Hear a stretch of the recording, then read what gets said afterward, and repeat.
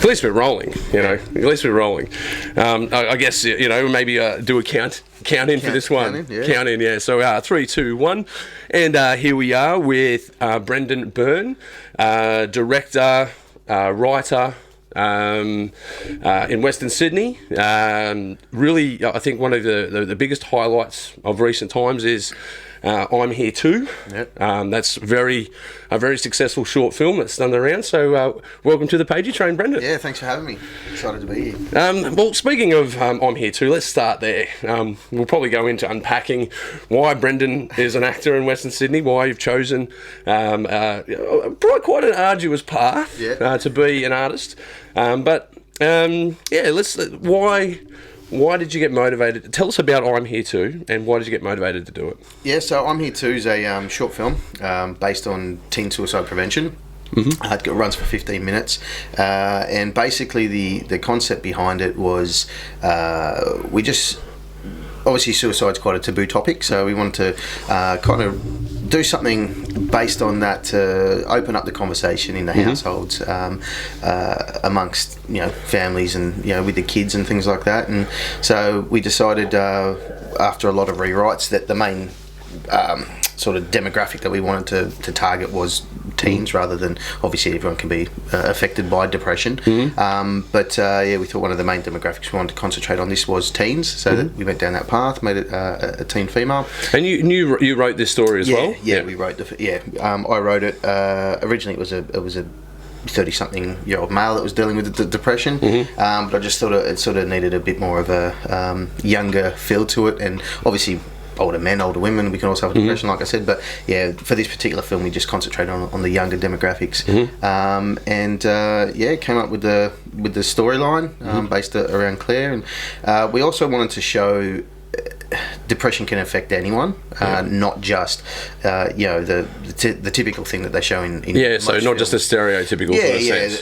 The outcast that's always bullied and things like that. Like this girl Claire in the film, she's got the perfect life and the perfect family, and she's got a boyfriend, and she's a bit popular at school and all that sort of stuff, but she still suffers from depression in silence. So we wanted to show that depression basically affects anyone. So we went down that path, wrote the film, and then casted it and shot it. And we the feedback originally was pretty phenomenal. The first few screenings, we had people sort of having anxiety attacks and crying and sort of panic attacks and things like that, because it's a pretty raw. It is a very confronting film. Yeah, it certainly is confronting, and we didn't want to glorify it in any way, so that's why we sort of did it the way we did it. But now it's we decided to release it on YouTube for free, because it wasn't about sort of making money for us, this particular film. It was about... Well, it's always good to make a little bit of money back on your projects. It's so expensive to do them. Yeah, exactly. But we thought with this one, it's sort of a bit more about the message getting out there. Best way to do it, put the film out there for free. Teens that are dealing with depression are a target audience mainly, so they're not going to spend $2 or $3 to hire or rent the film about a topic that they're dealing with. But if we put it out there for free, they might do it, and sure enough, we've had over 6 million views on YouTube now. 6 million, that's pretty good, man. Well, it certainly has started a lot of conversations, that film. It has. And in schools as well, we've had a couple of people sort of cast and crew that are teachers as well in their personal time. Students have gone up to them and told them that they've seen their teacher in the film and stuff like that, and it's raw, it's hard hitting, but it's getting the message out there. So. You also acted in the film as well as the father. Man, that was an intense performance as well, dude. Yeah, it was for me, obviously writing it, directing it, and producing and acting in it as well. I sort of wore a few different hats, which meant I was able to, I guess, tap into different emotions, connecting with Claire or Carol, who plays Claire in the film. Obviously I connected with her as a director and actor relationship, but also as obviously a writer, because I created the character, and then again obviously playing her father in the film, which is a whole new level of emotion, especially towards the end. It was it was very, very emotional. And then obviously being involved with the edit process and having to watch particular scenes over and over and over again was quite confronting and emotional as well. So, yeah, it was. And even staying true to the path, even going through that process, exactly. I think would have been a challenge. Yeah, it was a very emotional film. But like I kept saying the whole way through it, it's the end game for this particular film was getting the message out there, getting people talking about it, and potentially taking a part or playing a part in saving people's lives. And with over I think 34,000 comments on YouTube now, most of them from teens, and hundreds saying that this one short little 15-minute film that I sort of created has saved their life. So that's just massive. Yeah, totally, man. Yeah, no, massive props, man. It was a bold bloody film to do. Yeah, it was. But look, speaking of being, an actor and director in Sydney and Western Sydney.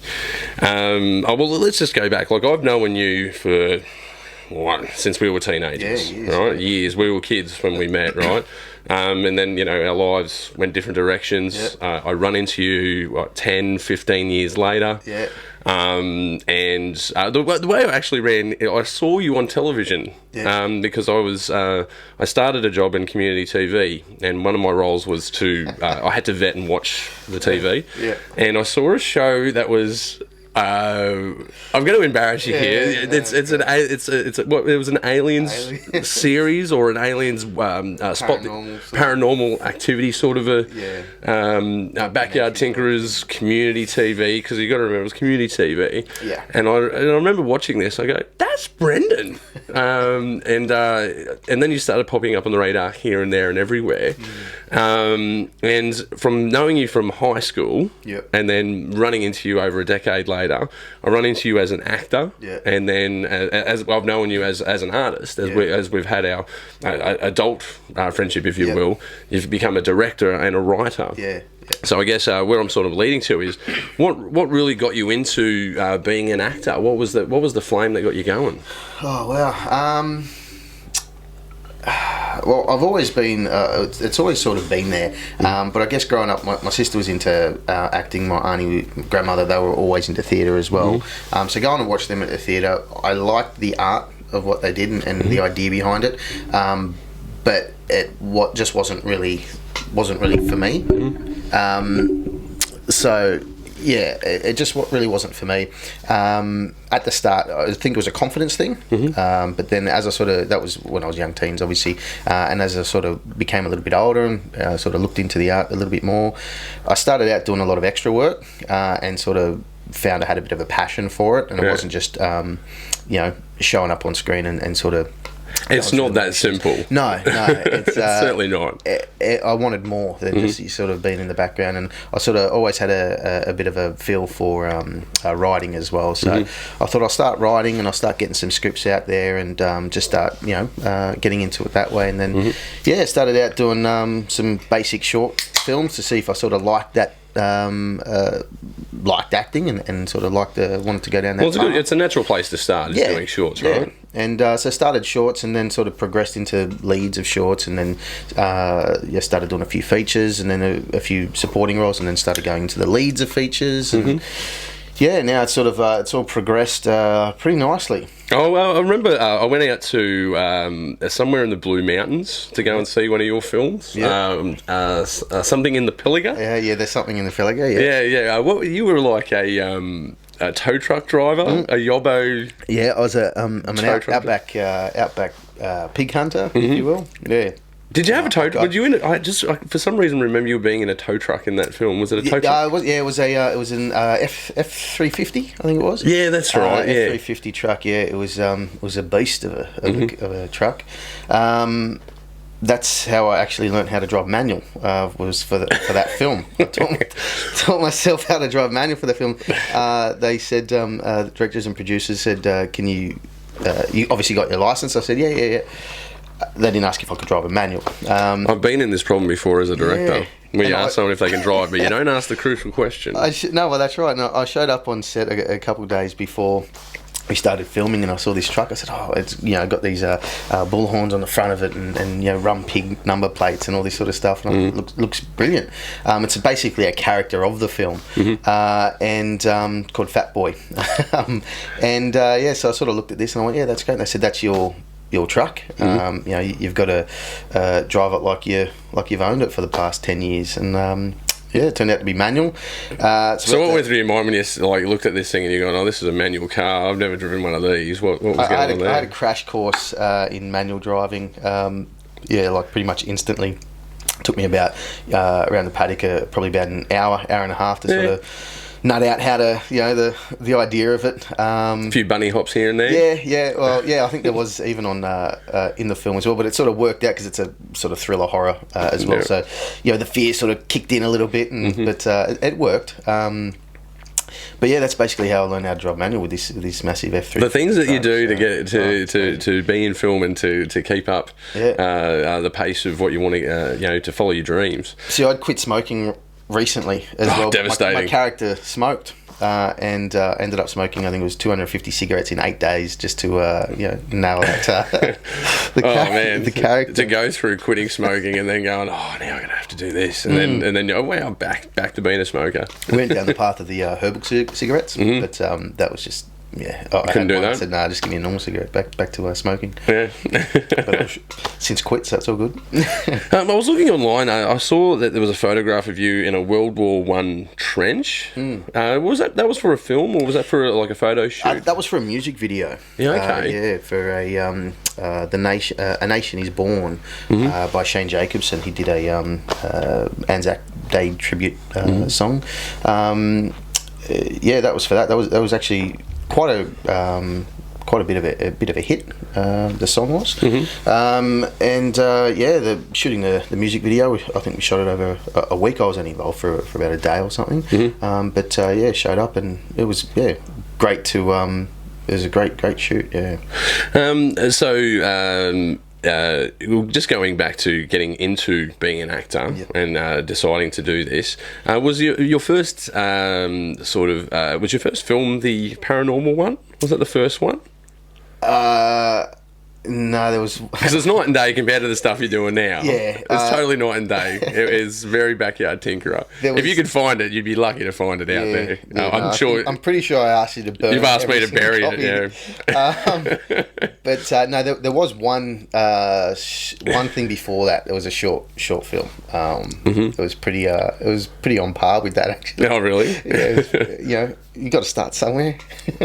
Going from that sort of style of film, that run and gun, because it's one of those things. I think if you're getting into being a director and an actor, you're going to start running guns somewhere. You might go to get some formal education in being a director or a filmmaker or an actor, but you're going to start in a student film or you're going to start in a running gun. Yeah. What was the first film that you were acting in that you've gone, this is it? This is a yardstick. This is a peg up. Probably There's Something in the Pilliga was a pretty defining moment. That was the first feature where I was the lead. So for me, that was it was a step up, obviously, for being a lead in the feature to me. So that was probably a really defining one, and I sort of created that character from scratch. How we originally had the character to how he ended up was completely a 180, basically. We've had a lot of positive feedback about my character in the film and that sort of stuff. So that was a sort of defining moment for me where I said, this is exactly what I want to do. I like directing, I like writing, I enjoy that sort of stuff as well. But my real passion is acting, so for me, that was that defining moment saying, I like these other things, but this is the one that sort of gets me. Yeah. Well, your company banner is Shadow Wolf Productions, and I think under the umbrella of Shadow Wolf Productions, you've done a myriad of things. Like you have been an armourer at one point. Yep. I remember some projects that I've worked on with you. You've always had a plethora of props. Yeah. 3D printed things, sample things. Yeah. Like you seem to be I've brought this up on a few episodes shows before, the film's a bit of a hustle. Yeah. You've got to, it's a bit of beg, borrowing, stealing, right?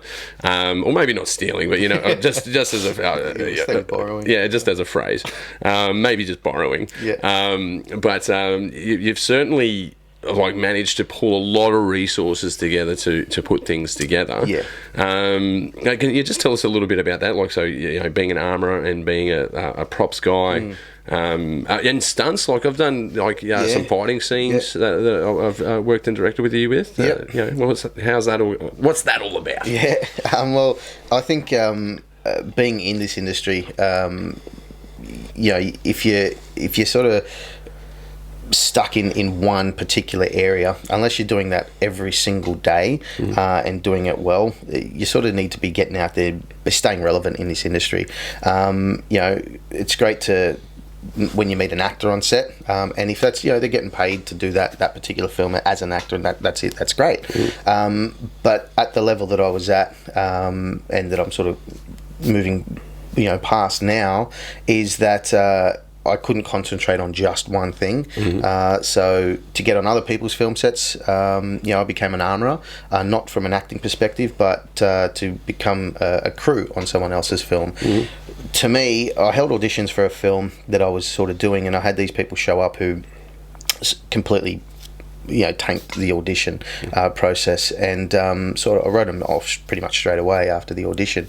But then I was an armourer on this film, and this particular person was an actor on that film set, and absolutely blew me away. And so I approached him, and I was honest with him. I said, "Hey, listen, you tanked the audition. What happened?" And she basically said, "I wasn't prepared. I had this, you know, audition nerves, as you know, most actors sort of have as well." Yeah, look, someone who sat and watched a lot of auditions, there's a different scale of actor that you'll get. You might even get someone that's really proficient, but they just might be really nervous. Exactly. And sometimes you'll get to the other scale where someone's nowhere near nervous, but they're like, man, you need to practice. Yeah, exactly right. And so to me, that was a moment for me where I said, I need to get on film sets as crew, sit in the background and watch these people, you know, in their craft, in the zone. And then I can cast my own films based off things like that, rather than holding auditions. So that's a really good approach, because it's giving you a cross section of how other people are doing it as well. Exactly. And getting to work with crew as well. So I put myself out there, you know, as wore a few different hats down the path, writer, director, you know, obviously actor as well, produced a few things for people, did armouring for quite a few years, did props, you know, started making props and things like that, and just became quite resourceful. So that was my sort of niche thing. I thought I'll become as resourceful as possible. That way I'll get onto as many film sets as I possibly can in different areas. Done pyrotechnics on people's films and things like that. Oh, really? And so to be put on those particular films, and then you meet people, you know, behind the scenes and stuff like that, and you get to you know, put yourself out there as an actor as well, and say, "Oh, hey, I don't only do this; I act as well." And here's a link to my show. Exactly. Yeah. And you know, you can have conversations. I met John Jarrett on a film set that I wasn't even acting in. You know, just doing some armouring on. So that was one way, you know, that you sort of meet these people. So yeah, look, to me, it was I sort of made the right connections, did sound, boomed. You did. I think I was talking about this with you before. You was a boom operator on your sister's film, Phoenix Rising. Yep. Was that shot in Queensland? Was that shot in Queensland? It was shot in Queensland. Yeah. So boomed that for, you know, the whole shoot basically. So gaining some skills there and learning. I think for myself as an actor, the path that I've chosen to sort of progress my acting career is I've tried to learn as much as possible about every single role on the film set, and you know, as an actor that has no idea about directing or anything like that, I think it limits them in their ability to understand what's going on in the scene. So I've sort of just gone, right, I'm going to learn bits and pieces of every single role on a film set. So hopefully that'll in turn, you know, give me an understanding of the bigger picture. You know, the director's asking me to do this, the editor's saying, the DOP, sorry, is saying do this, do that, and I'm saying, well, okay, I thought that was perfect. might be because they're using a part of that and a part of the other one, and all that sort of stuff. Yeah, sometimes it's hard to know what the big picture is. Exactly. There's a few components. If you've got a fair understanding of little bits and pieces, I think you're just in a better position to understand, and in turn that's getting my I can sort of relax and go, hey, these guys know exactly what they're doing, because I have an understanding of what they're doing, and I can concentrate on what I do best. So yeah, okay. Yeah. Well, you certainly have done a range of different roles and different writing and directing techniques. Because what was that when you entered for Trot Fest? It was the year of the it was the pineapple year. Oh yeah, the Life of Baldrick. Life of Baldrick. That was he was a charming fellow. Yes, he was quite interesting. That came to have something like I'm Here Too, and then we did Blind Justice. I was gonna get to that because that was going from doing Baldrick to doing. Well, we did Blind Justice first, and then because that was such a deep emotional role, I thought to myself, I don't want to have to keep sinister story. Yeah, and I don't want to have to keep doing these really dark roles in between dark emotional roles with a message and story to tell. I want to do something fun that just is just a laugh, and that's basically it. There's no real story. There's nothing to it. It's just chill out. You can sit back. You can have a beer and just watch it and have a bit of a laugh about it. You know, don't take yourself too seriously. And I think you did a really good job on Baldrick. Because I remember watching it. It took me a while to figure out it was you actually. Yeah, you're fully had prosthetics got a on, fat suit and a bald wig, and I had to do the double take. That's him. And that's the seedy moustache going on. Oh, he was a seedy character. He is. A lot of fun. Check it out if you listen to this. Come and check it out. It's a funny story. Yeah. Going from Blind Justice, something that you've written, directed, again going to Life of Baldrick. Yep. Then you worked on. There was another one out there that did really well, and that was Bleeding Backs. Bleeding Backs, yeah. Matt fellow. You were the bad guy. Yeah. Matt contacted me and we sort of had a bit of a chat about Bleeding Backs early on, and we spoke about Franco Flamia, who actually came on board. And another really good dude. Big shout out to Franco. Yeah. Massive shout out to Franco. We've, me and him have been pretty good mates for quite a few years, and so sort of put them in contact for that film, and then Matt said, hey, are you guys willing to sort of fight each other on screen and play against each other? And we were both all for it. So that was good. Franco's done a fair bit of stunt work, and he's been in the Marine 6, I think it is, coming out. Yeah, it might already be out, but I think it's already out. Yeah. He's doing a fair bit of stuff, and working with Scott Adkins in a few films, and doing some stunt work and of his own. So in his own right, we sort of nutted out, and obviously we had a stunt choreographer there as well, and nutted out this fight scene. It was just something good and different for us for the show, real definitely for me. It was a really good fight scene. Yeah, you guys did a really good job on that. They put an accent on, and it was. That's right. You did a bit of freedom with it. You were a Yank in that, were you? Yeah. It was sort of a New York accent. A New York drug gangster. Dealer, yeah. So that was fun. You ended up getting stabbed in the neck. Sorry, spoiler there, Matt. Alert.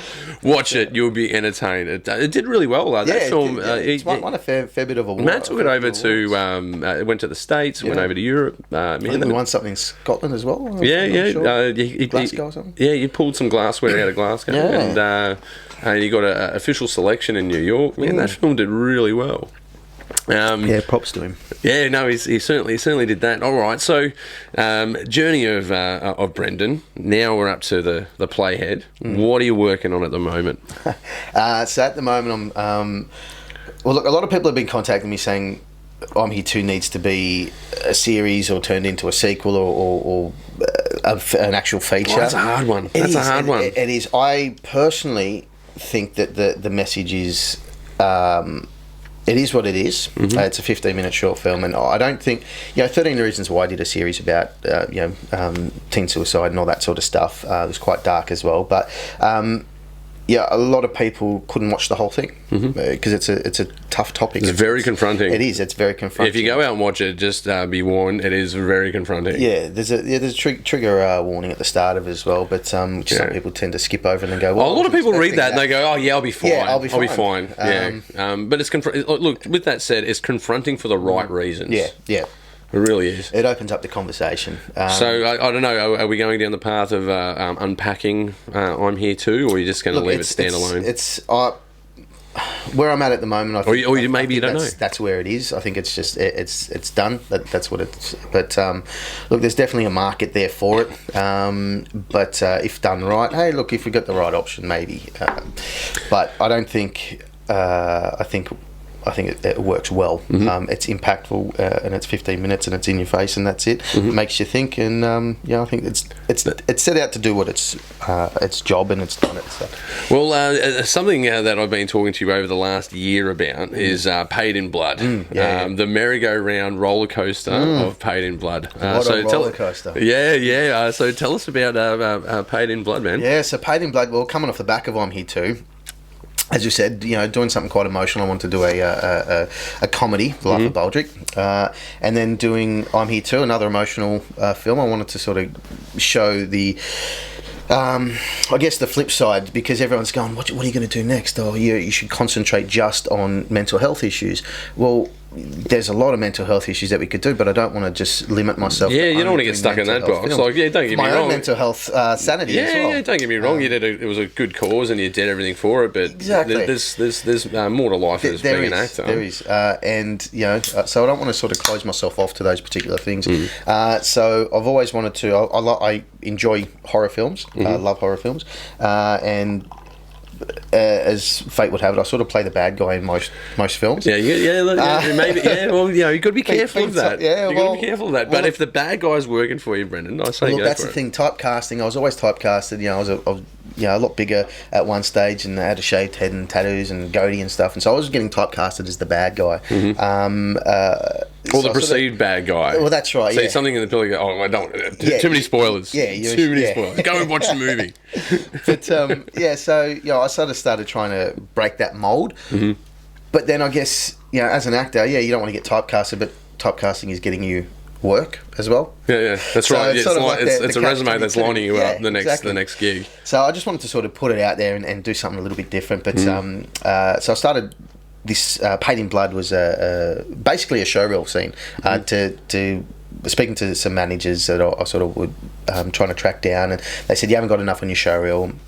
You need a little bit more, blah blah blah. So I started going, okay, well, look, I'm just going to do some showreel, some particular scenes just for the showreel to show diversity. So I wrote this, particular horror scene because I didn't have any real horror in my showreel. So I wrote the showreel scene. You did the Walkers though. You did that Walkers promo. That was pretty cool. Overall, that was quite good, but my scenes in that weren't really horror-esque, if you will. Yeah, I know, because hey, you were the hero in that story. Maybe that's your problem. To break that mold. But yeah, so it was. So I sort of wrote that film, and then I wrote the showreel scene, and then from there it progressed, and I showed a few people to shoot the showreel scene. They said, "Mate, this isn't a showreel scene. Why don't we do a short?" Yeah, okay. So I extended that and I turned it into a short film, and I thought, we'll get some gold for a showreel scene out of it. And then showed a few more people, and they'll say, mate, this isn't a short film, this needs to be a feature, we can make this bigger and better. Yeah, but that's where you started to begin with, right? Exactly. So gotta love the merry-go-round. I love the merry-go-round. So we basically wrote it and turned it into a feature.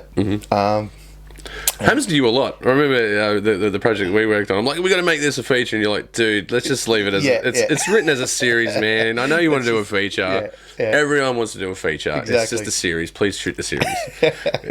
But so we turned it into a feature. We wrote the feature script, and that was about 2 years ago. And obviously, I think it's up to draft 16.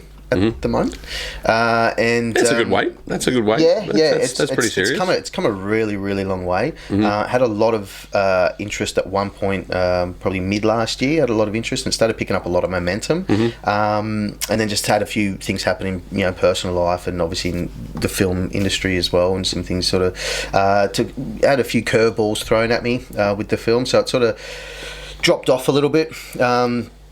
And then I got some other people involved in it and progressed it a little bit further. But as of today... Oh no. We've had some pretty massive news. Can't release anything just yet. But potentially good news. Really good news. All right, good. Yeah. I was about to don't devastate me again. No, some really, really good news. And I'm around about the 30th of June. If you're for those playing at home, follow us on Facebook and Instagram, Paid in Blood Movie. I'll have the links in the comments. So links to Shadow Wolf Productions and links to Paid in Blood. Yeah, sweet. So check out the links. They're in there. Some big news coming on around about the 30th of June. So. Look, it's definitely been worth the wait. It's been a journey. The roller coaster's not over yet. Because we go to Western Sydney Film Hangouts, right? Yeah. And I usually have a beer and a very short chat because you've got to work the whole room. Yeah, that's right. Because otherwise, me and you will end up just talking in a corner for ages without networking. So it's a networking event. Check it out as well. Yeah. Big shout out to Maddie V and RBM Rachel Bell-Myers. Every time I talk to you about Paid in Blood, there's it's going really well. Oh man, I just got kicked in the nuts. Got kicked in the nuts, dude. I'm like, oh man, that sounds horrible. It is a roller coaster. It has been for the past 2 years. But you've been persistent, man. Because you've got some campaigns running on that bad boy. Tell me about it. It's look. One of the biggest things that I've learnt off doing this is trust your gut instinct, because the news that's coming on the next couple of weeks, it should have been news that was happening a year ago if I had listened to my gut instinct. So it's taken me a year to sort of go through all this other stuff and ride the roller coaster, this emotional roller coaster that we're on with this film. And finally got it to where it is now, and as of today, sort of got clarification. A bit of fresh air today. Yeah. It's it was going a little bit stale because obviously. Yeah, that's the worst feeling, man. Exactly. Like when you got a project, working so hard on it, and it's just starts going a bit stale. But now it's just been basically reborn, and just got this, all this new emotion that's come back through. Well, that's the manic depression of being a filmmaker, man. One day you could be totally burnt, and the next day you could be like, got some funding locked in, I can pay some people and get this done. Crazy industry, it's really emotional. But you just got to stick with it. Listen to your gut and stick with it. Well, I think that's where passion comes into it. You've got to be passionate about what you're doing. Yeah, if I was doing this for money, I would have backed out years ago. Yeah. If you want to drive a Datsun and eat cheese in your car. Become an actor. Hate money? Yeah. Want to destroy your life? Become an actor. Get in the film industry. Get in the film industry. Be a director. Pour money into things and learn to cry. Yeah. No, but look, it's all doom and gloom. There is certainly payoffs in doing it. Definitely. But there's a massive theme that keeps coming up is that there's a lot of background going into getting to those moments of gold. Yeah. And they certainly outweigh it. Being on screen, I'm sure you would have had those moments where you go, man, this is it. Yeah. And look, I don't really believe in mistakes. This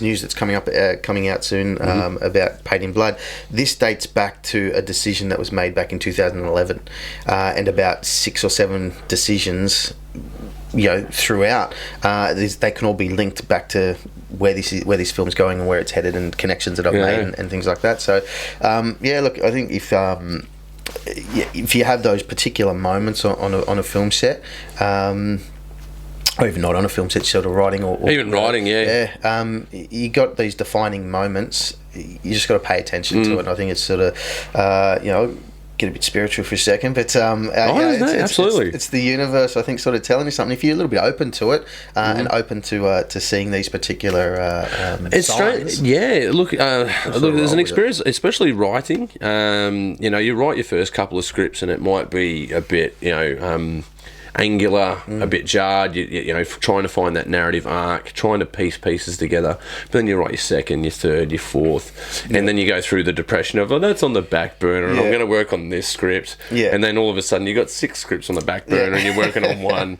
And you know, and there's some that just get shelved. You're like, oh, I wish I could work on that. Exactly. But I've had these moments as my writing has progressed, and I can feel it leaving my fingers. You know, when you're in that mode where you're just connected with yourself and you've got these characters talking, and it's just leaving your body into the script. And you create emotional bonds with someone that you've just made up. These characters that aren't even real. Because you've set up these frameworks, and then you get them talking, and then you get them having emotions, and then. Yeah, and it's interesting because I got goosebumps thinking about it. Like, it's really cool. You know, you could have 4 completely different people sitting at one table having a conversation, and before you get the actors or anyone else involved, they're 4 completely different characters on paper. But that's all you. You know, you've written all that. You've had these different opinions and these conversations with yourself, and it's it's pretty amazing. Yeah, it's like when you start, like my experience when I started writing was, you know, you draw on your own experiences and you draw on things that you know. But when you start formulating a few characters, you realise, oh, I need to create more diversity because I'm locked into me being me. Yeah, that's right. You need to start getting outside yourself to write other characters, and I find that journey is actually interesting. Yeah, doing some research and then investigating that is actually quite interesting as well. If the cops had a look at your search history as a writer, wow. Yeah, I would have been arrested after Blind Justice. The researches I did for that what film. you mean the revenge fantasy chasing rapist and a murderer, and pedophile, a pedophile rapist murderer. Yeah. How do you poison? How do you kill? Yeah, what's the best toxin to use to kill a person? Because I'm doing it, you know, and then your mind you to go like, well, I'm doing this for a film. I'm just doing a film. I'm doing this for a script, but I want it to be, you know, as realistic as possible. It needs to be realistic. Yeah. Absolutely. Oh, well, look, you've been acting in Sydney for what, you know. The better half of 14 years, right? So you would have gone to different screenings, you would have gone to different festivals. What's that journey been like from when you started in the industry up to now? Because I've noticed a bit of a shift out there. Yeah. In the industry itself, you mean? Yeah. Look, there's definitely a shift. I think I don't know, the passion of people seem a lot more passionate now, and I think unafraid perhaps as well. Yeah, they're willing to take a lot more risks, and you know, they're not all in it. Like going back, say, I don't know. Well, I guess I've matured as an actor as well, and as an adult as well. So I don't know. Maybe I'm seeing things a little bit differently. I don't know, but just from, you know, obviously from when I started to now, people always wanted that payday. You know, I want just this one thing. I just want to do it the quick, easy route. Yeah, I want to be a CEO, superstar, rock star, and I want everything, and I want my own private jet. You know, I remember speaking. What was it to one of the very, very, very first sort of mediocre short films I was a supporting role. Was, I don't know. Was it one of the ones I was directing? If it was mediocre, it must have been something I was working on. No, it was well before that. But I remember speaking to a guy on it, and he turned around and he said something, I mean, this is like 13, 14 years ago, but he said something along the lines of, you can become an overnight success in this industry. All you got to do is get that one film or something like that. And then he referenced Matt Damon and Ben Affleck. I look at them with Good Will Hunting. They did one film and they were an overnight success, and I went, wow, if that's what you honestly think, you know, don't worry about the 10 years that they put into it, or 10 years or more. Yeah, but you're right, though. There is no such thing as an overnight success, man. No. You know, Matt Damon, Ben Affleck. Like, Ben Affleck was in Dazed and Confused as a teenager, man. Exactly. And, you know, you look at them back then, and they've worked so hard up to that point. And, yeah, that might have been their defining moment. Or you know, the ceiling stardom. Yeah, that ceiling smasher. Exactly. Yeah. But there was a lot of work that was put into that prior to it, and a lot of people don't particularly see that behind the scenes, especially if they're not in the industry. you know, like a lot of people say Chris Hemsworth, for example, oh, yeah, he did Thor and he's just this massive. There's a lot of films, Home and Away. There's a lot of stuff that was actually done prior to actually getting over there and yeah, there's a lot of background into that. So, massive, amount of background. Yeah. But look, even talking to, you know, because I listen to a lot of band podcasts and how they came to success. Yep. And I noticed there's a correlation between the two. And they would say, look, you do all the really hard work in the hope that you'll be in the right place at the right time. Yeah, exactly. Because if you're in the right place at the right time and you don't have the talent and the experience, you're not going to make it. Yep, you've got to build it somehow. Exactly. You got to, and you got to be prepared when it does come, because it's not just going to go. You know, all your stars, all your planets align, everything's perfect for you. Here you go on a silver platter. It's going to come probably at the most inconvenient time, and you're just going to have to roll with it. And it's part of you know, adaptation to avoid extinction type of thing. Yeah, well, you got to be a bit agile. Yep. And for instance, as we were talking about it before, man, you got to have different skill sets. Yeah. You can't just be one thing these days. You got to be multiple things, and then ultimately it comes down to passion. Because you're not going to win all your fights. No. You're not going to every film you make is not going to get screen time. No, exactly. Like, you know, you're not going to get 6 million hits on every movie you make. So right? I had that conversation. But when you do get 6 million hits, it's bloody awesome, right? But nonetheless, I had that conversation with someone the other week. Do another one and put it out there, and you get another 6 million hits. And I went, there's no guarantee. There's not how it works, mate. Yeah. This is from someone that wasn't in the film industry, obviously. But, yeah, it's one of those things, very grateful for the 6 million hits and obviously making some revenue there back with the ads and stuff like that. Yeah, advertising revenue. Yeah. So... You know, but yeah, it's not going to happen with every single. That'd be great. Put out there. So that'd be fantastic if everything you touch turned to gold. Exactly. But like you were touching on before, you don't look at the world as that things that have failed, because I have a similar outlook on it where. If something goes wrong, it's usually a lesson in it. Yeah. And there's usually multiple lessons. Yeah. There's not just one lesson. There's usually a multiple of lessons. But I think that the courage is to go out and publish. Ultimately, if you're making something and you go, not everyone's going to like it. Doesn't matter what you've made, not everyone's going to like it. Yeah, exactly. It doesn't matter what you made. Exactly. You're going to find it somewhere, and there's not just the process of writing, directing, acting, getting the composition, getting the edit done.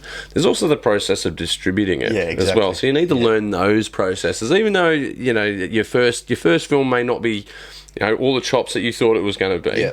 I still recommend to people, still go out through the publishing process, see how it works, put it on different platforms, see how it reacts, put it into different festivals, see what reception it gets. Yep, exactly right. Well, touching back on I'm Here Too, we put it on Vimeo originally, and there wasn't that many hits. I think there's maybe 400 or 500 hits in which is still pretty modest. 2 months. Yeah, that's still all right though. Yeah, it's not too bad. But then you put it on YouTube and you get 6 million views. Compared to 6 million is bugger all. But so, and now it's on got distributed in a couple of different places. SoFi picked it up, and a few other places. Largo Entertainment picked it up, so it's on cable over in the States and North America. So, and Sweden, I think, as well. Mate, I'd love to get my first million hits. I'm getting more thousands these days. Yeah. I'm getting more thousands. They will come. Build it and they will come. Build it and they will come, yeah. But you just got to be bold and public. Actually, the funny thing about Build It and They Will Come, I put off I'm Here Too about 3 times shooting it. Oh, really? Yeah. And... speaking to my co-director, co-producer, Marissa Kay, shout out to her. She sort of mentioned the same sort of thing, build it and they'll come sort of thing. And I said, you know what? Okay, let's do it. And I just went, we'll make this date. This is when we're shooting. And I just threw the shoot date out there. I said, if you can make it, great. If you can't, don't worry. We'll get other people to fill your spots. Miraculously, everyone became available for the shoot. Well, when you put that deadline out there, exactly, it creates a bit of sense of urgency. Exactly right. I really find a deadline is bloody helpful when you're trying to launch your shit. So many people came on board for free or for reduced fee, obviously, for what it represented, what the film represented. But build it and they'll come. Had I kept putting that off, and obviously being a bit fearful of tackling such a taboo topic in a serious That's topic, what I mean. That was a bloody bold old film, dude. Yeah, we had to do it justice. So that always was in the back of my head. Maybe we shouldn't do it. Maybe we shouldn't do it. But because it's one of the big, like, there's some major rules in filmmaking. Yeah. They're the unwritten laws, right? Don't kill a dog in your movie. Yeah, yeah. You can kill as many humans as you like in a film. Yeah. People won't care. You kill a dog, people are like, oh, yeah, what dog. are you dog for? Right, and the other one, and one of the other ones is just don't talk about suicide. That's Stay right, away yeah. from suicide. Yeah. Talking about suicide is no good. But I think we need to evolve beyond that. Yeah. So yeah, no. Again, though, man, props for tackling that subject. That's like one of the hardest things to do. Yeah. Really difficult. And now I've done it. It's what else? Yeah. What other boundaries can we push? Yeah, look, that's a feather in the cap, and and as your mate, I'd be saying, man, yeah, keep making movies. It doesn't matter what movies you're making. Yeah, follow your heart. Yeah. Follow what you want to do. Yeah, follow what makes you happy. Yeah, yeah. Or follow, perhaps maybe not what makes you happy. Follow another cause. Yeah. There's plenty of causes out there to fight for. Yeah. You don't have to keep nailing the same one thing. Yeah. Exactly. But yeah. Where were we up to? I've gotten a bit lost with you, Brenden. Where are we going? We're talking about so we're talking about back burners. Yep. You got Paid in Blood. That's out there and churning. Have you got any other projects out there? We're still looking for investors. Yeah. Oh, yeah. Look, for Paid in Blood. again, the links will are be there. in the link. Yeah, Shadow Wolf Productions and Wolves. Shadow Wolves plural, Productions. yeah. Sorry. Shadow Wolves Productions and Paid in Blood. Yeah.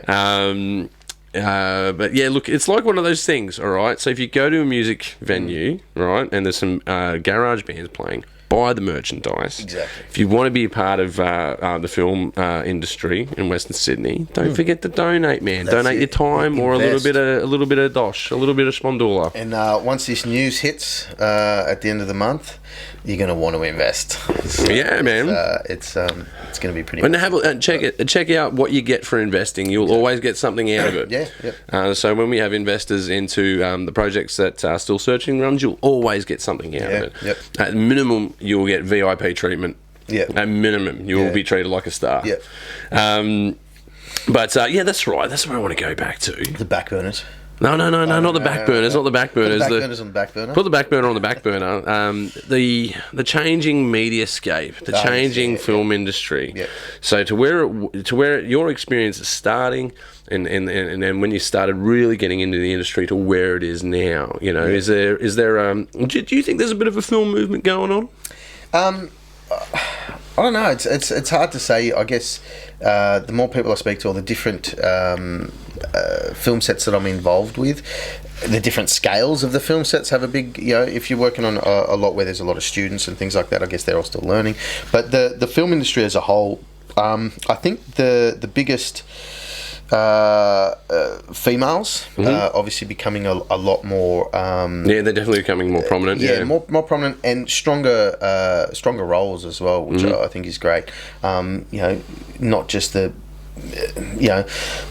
particular female has to take her shirt off to win over the particular scene. Yeah, man. Like we've talked about this before. To get funding from bigger organisations, and at some point they go, where's the tits and ass? Yeah, where's the tits and ass in this, man? Because otherwise you're not going to get your money. Exactly, and it's sad that's That's the selling point. That's the selling point. Yeah. I think audiences are smarter than that these days. Well, I think that's a real archaic idea. And I think that people that are sort of still referencing those particular comments are living in the past as well. Yeah.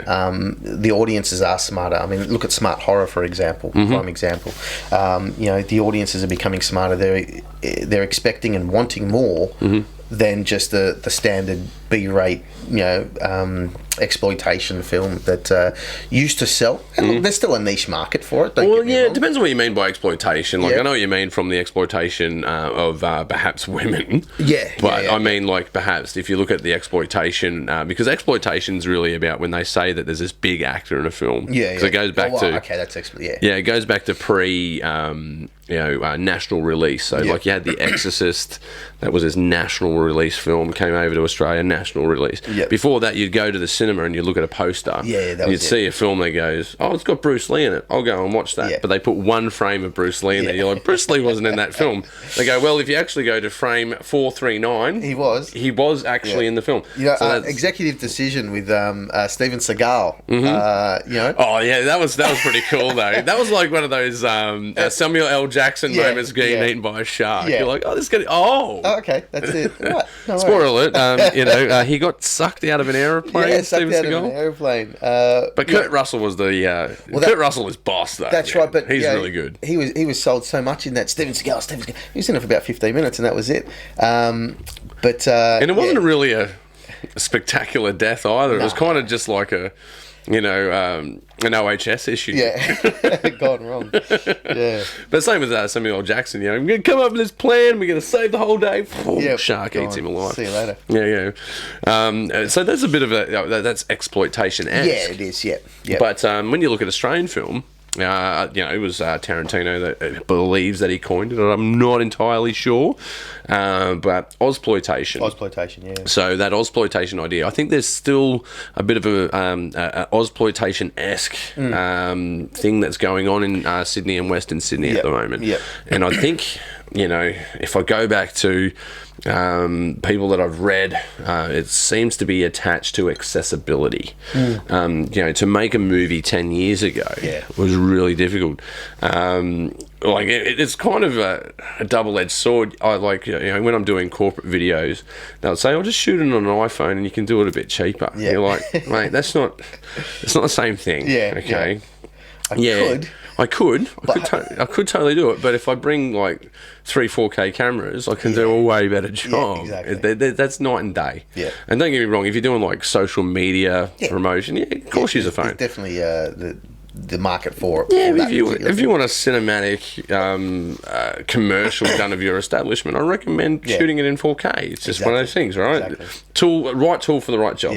Yeah. So there's that's one edge of the sword. That accessibility has actually, in my experience, blurred people's perceptions of what that and expectations as well, because media is so accessible. Like even before the dark.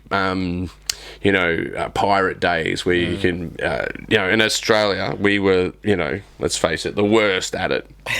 But it's not our fault. It's our isolation. Well, that's right. If you look at it, it's our isolation. Exactly. They release things here way too late, so we just download it off the internet. But those days are really closing out because now people are streaming. It's a lot more accessible, and I think you've got a lot more options now as well. People didn't, I guess.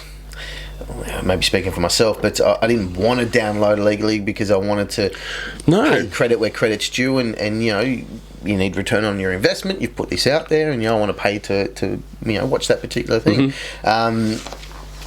However, sometimes you might have been pushed down that avenue because I wanted it earlier. I wanted to watch it, and it wasn't available. Well, that happened more often than not because I think I own like something ridiculous like 3,000, 4,000 videos, right? Yeah. It's ridiculous. Yeah. Like I've got them in boxes. Yeah. I only keep the good ones out and I rotate them. Like VHS, you're talking? No, DVD. Oh, DVD, man. Yeah, I collect the covers. Yeah. Okay. I'm more interested in the cover. Yeah. Because you're just going to stream it if it's available. Yeah. Because if you're going to watch, Dark Knight Rising. Yeah. It's probably on Netflix or Stan, right? So you're going to go watch it there. Don't get me wrong, nothing like busting a Blu-ray and putting it on 7.1. Yeah. But you get that out of the streaming now as well. You get that you get that ultralight 4K, which is, you've got to be an expert to tell the difference. Yeah. I'm more into collecting the covers, man. Yeah. And look, don't get me wrong, that in the background you go, oh, look, you're supporting the industry, you're doing it. And to really add, insult to injury, being an Australian, downloaded a few films in the past. Don't do it anymore, by the way. Yeah. Don't do it anymore. Yeah. But there was a time where I did. But if it was don't do it, kids. Don't do it. But I was, to add injury to insult, insult to injury. Is that the right way around? Insult to injury. Insult to injury. Yeah. Anyway, you know what I mean. Yeah. I would buy an Australian film. Yeah. Always buy an Australian film because 100%. You know, if it was an Aussie film, you're like, oh, even it may be shit, but I'm going to buy it because I need to support it. Exactly. And I don't want the cover because I'm a real uber nerd. So yeah, totally buy your content. Isn't it funny how we justify that though? But it's Aussie film, so I'll buy it. Yeah, I'll buy it then. Yeah. No, I was exactly the same though. But the days have changed though. Yeah. And look, I think it's changed for the better. Look, there's a lot more. There's pros and cons. Yeah, it's a lot more accessible. But Australian film is getting out there way more now because of Netflix. Totally, heaps more. Because I think the age-old, it's an Aussie film. Oh, okay. Oh, it's an Australian film, right? Okay, yeah, no. You're gonna have these expectations. There's expectations, and it's like when you say, "Oh, there's a new Aussie drama coming out." You're like, great, I bet I can guess who's in it. Mm-hmm. Yeah, it won't take you much to identify that at all. Every single other Aussie drama on TV, and I bet I can tell you what it's about too. So there's that expectation but that's shifting. I think as well. So it's an Aussie film. Oh, okay. Because there's been some really good ones that have come out over the past few years. Well, there's a few keystone yardstick sort of films out there. If you go back to like The Castle, if you go back behind that, if you really want to get into it, Picnic at Hanging Rock, if you want to go down those sort of avenues, Man from Snowy River. But these are like Australian-esque, iconical sort of films. But like I'll bring up this. You remember a movie called The Fortress with Christopher Lambert? No. All right. So this Christopher Lambert's in this high-tech prison, and they've all got American accents. And they escape out of prison, and he's like this superhero that ends up with a minigun. Yeah, right. Yeah. Not cliche at all. Go home and watch it. Yeah, you should. You'd like it. But I'll download it legally. Yeah, download it legally. But if you check out The Fortress, man, that was an Australian film. It was shot in Brisbane. But you look at it and you go, that's an American film. Okay, yeah. You look at it just because of the postcode it was shot in. It's an Australian film. Well, look more recently, Upgrade. Yeah, totally. Yeah, that was shot in was it South Australia? I think it was. Yep. So shot in South Australia. South Australians have always been killing it, though. Yeah, Lee Wainell directed that. Who wrote the first Saw. Pitch Black. They did Pitch Black in South Australia. Yeah. So that's technically classed as Aussie films. Yeah. Oh, well, look, there's one that I've got to for our Kiwi brothers out there. I've got to just put to rest now that I've got this opportunity. There's a film out there called The Piano. Right, it got an Academy Award, right? And it was at the Academy Awards. They've gone, and then there's this Australian film for this Academy Award. Yep. It was actually shot in New Zealand. Yeah, okay. But the business directory went through Sydney. Okay.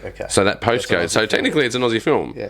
But it was actually shot. Don't we adopt everything? We do. Like that's just not like Russell Crowe. Yeah. Oh, I don't know if we didn't we adopt him out.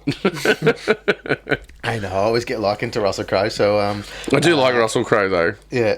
Have you ever seen younger things of Russell Crowe, like his younger roles? Stomper Days, or no, earlier. Huh?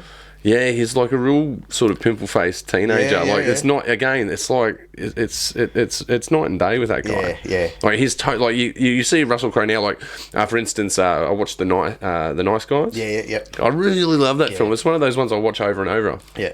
There's not many of those that I do anymore. Back in 5, 10.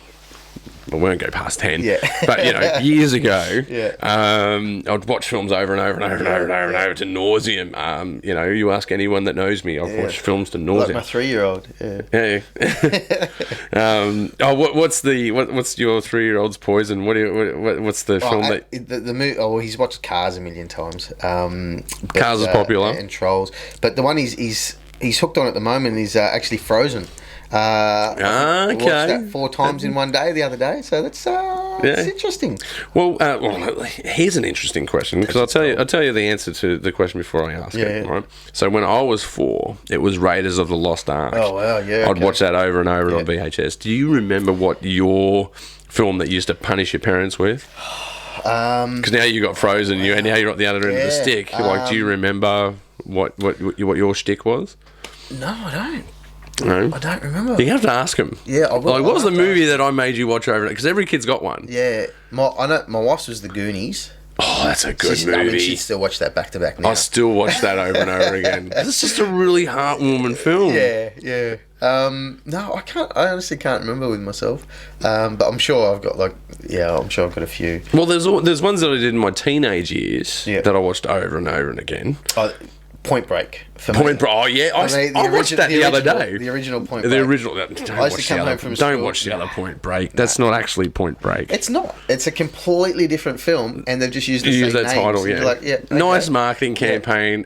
Fail. Yeah. But yeah, I used to come home from school every single day and chuck that on and watch it. I could recite. I've got a strange theory though about Point Break. Now that you bring it up, you know the Bra Boys. Yeah. I think they named the Bra Boys from Point Break. Oh, really?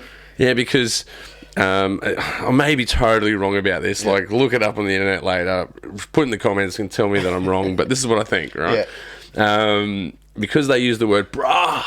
Yeah. A lot, right? So they don't say bro. They go bra. Yeah. And I think that's where it sort of stemmed from. Okay. And I think it was a Californian surfer lingo that was translated into a film that surfers relate to, because they go, yeah man, endless summer, because it's a cool idea, summer, like bruh. Endless summer brah, and then they got, and then out of that the lingo, the surf, and then that lingo gets hang 10 brought into the zeitgeist of what surfers are saying, and then all of a sudden, you know, you got the Bra Boys. Well, not all of a sudden, but like you got the name, the Bra Boys. Yeah. I'm sure there's more to the Bra Boys than just the name. But interesting theory. If you're going to go conspiracy on these things, you know, that's got to. You got to. What else is there? I'd be interested in hearing your theory on JFK, but that's another episode.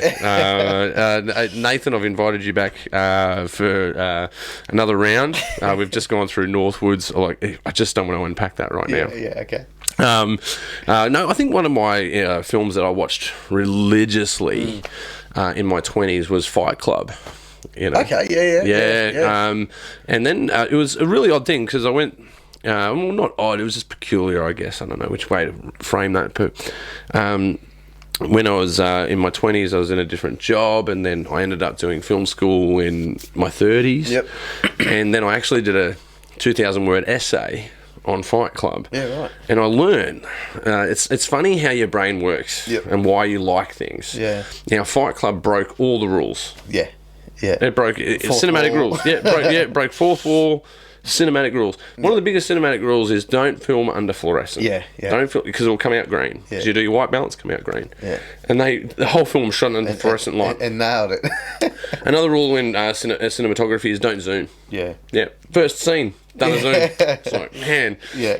When you go back and analyse it from a filmmaker's eye, rather than an audience eye, you're like, these guys are just deliberately breaking every rule. They were. It was like they were on a hunt to break every rule. But isn't that funny? Who sets these rules? Because they've just proved that you don't have to do them. You don't have to abide by these rules. Of course, it's convention though. Yeah. It's convention to go by those rules. You know, the looking room, headroom. Another one that really blows the rules out of the water is Mr. Robot.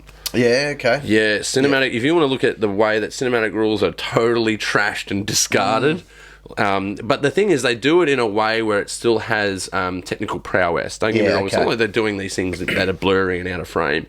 They're changing looking rooms. They're changing headrooms. They're putting people in awkward positions that aren't pleasing to the eye. Because that's where cinematic rules come from. It's pleasing to the eye.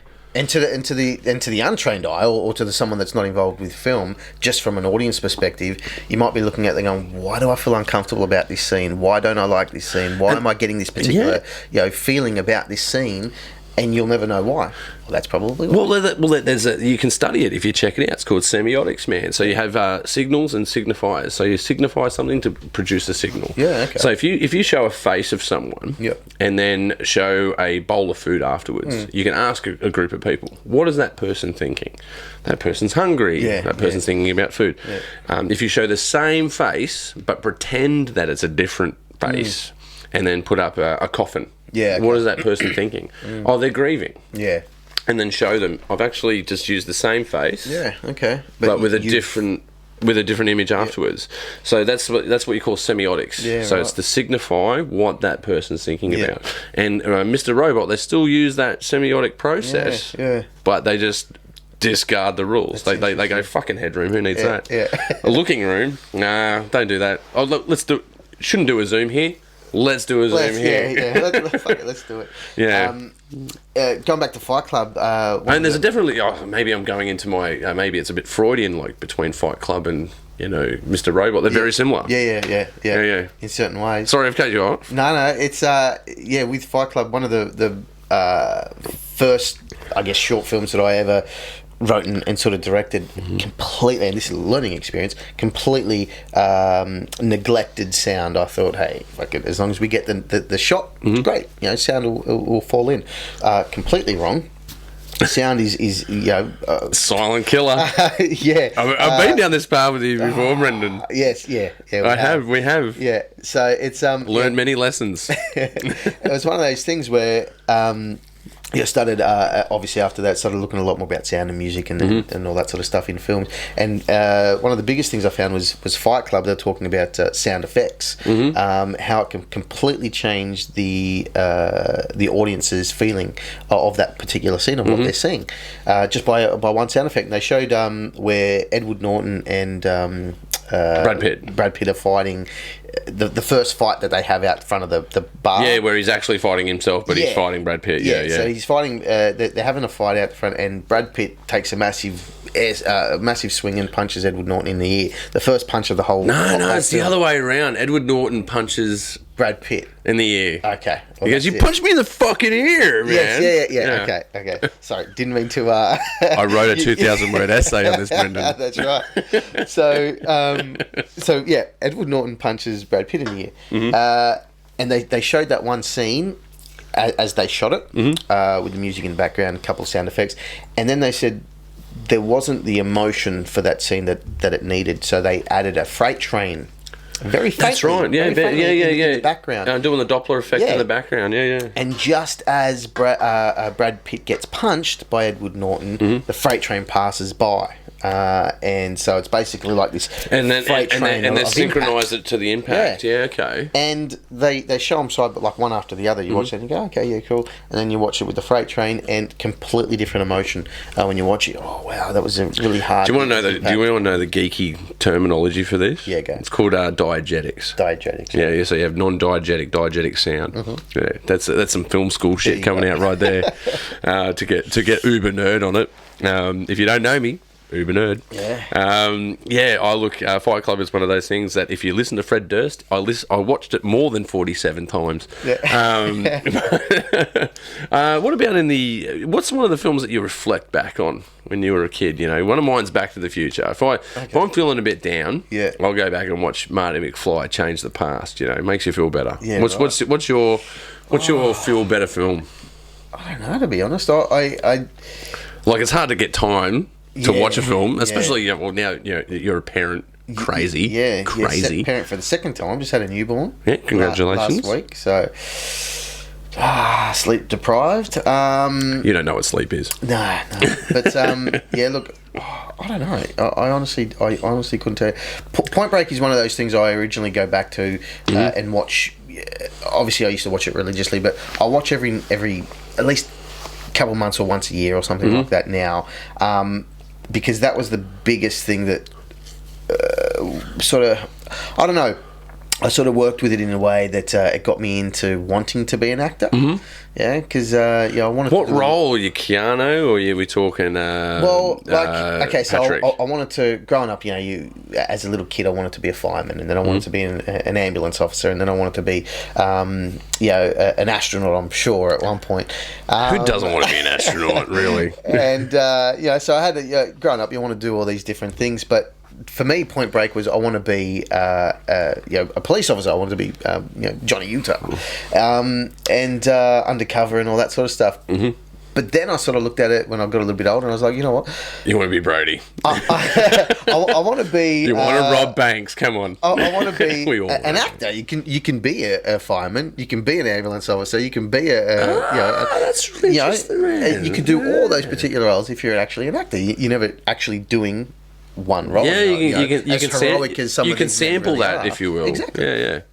So that was sort of the defining moment for me. I said, hey, you know what? I want to be an actor. And look, I love Keanu Reeves.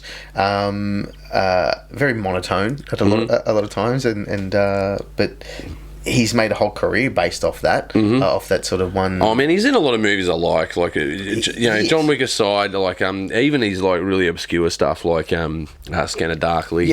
Of course, The Matrix. But there's he plays that emotionless. He doesn't have a lot of emotion in his roles and things like that, but it works for him. So yeah, to me that's the one film that I sort of go back to. Well, he did special forces training from a marksmanship point of view and weapon drills to do John Wick. That's pretty full on. That's full on stuff. Yeah, because he was doing live fire. He was doing live fire to learn that. And it's interesting because there's a different respect between blank fire and live fire. Yes, yeah, absolutely, massively. And I think it's interesting to see, and I think people get a new respect for an actor that sort of deals with that sort of stuff and says, "Well, I want to make it as realistic as possible."